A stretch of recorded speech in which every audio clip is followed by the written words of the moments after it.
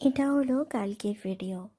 তো আকাশে ভালোই রোদ ছিল জানো তো। হট করে 10:30 নাগাদ এরকম একটা ঝোড়ো হাওয়া স্টার্ট হয়ে গেল, আর ওয়েদারটা ঠিক এরকম হয়ে গেল। পুরো মনে হচ্ছে সারা আকাশ জুড়ে মেঘেরা খেলা করে বেড়াচ্ছে। আর সকাল কি লাগছে, দেখে লাগছে যে কি পুরো সন্ধে হয়ে গেছে। প্রচণ্ড ঝড় উঠেছিল। আমি একটু বাইরে এসেছিলাম, আমার বেশ ভাল লাগে জানো তো।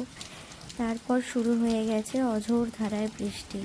আর এই বৃষ্টিটা চলেছে পুরো 10:30 থেকে বিকেল 3:30 পর্যন্ত। তার মধ্যে ছাতা নিয়ে ফুল তুলে আনলাম পুজো দেবো বলে।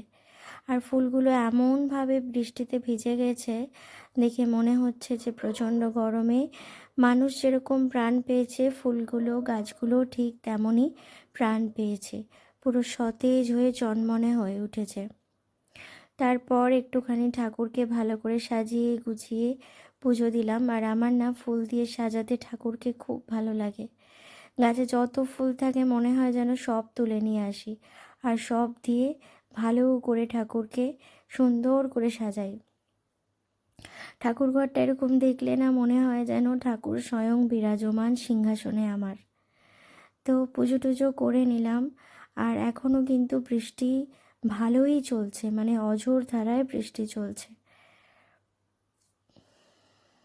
পুজো টুজো সেরে নিয়ে একটা গল্পের বই নিয়ে বসলাম। এই ওয়েদারে কিন্তু এরকম ধরনের গল্প পড়তে আমার বেশ মজাই লাগে।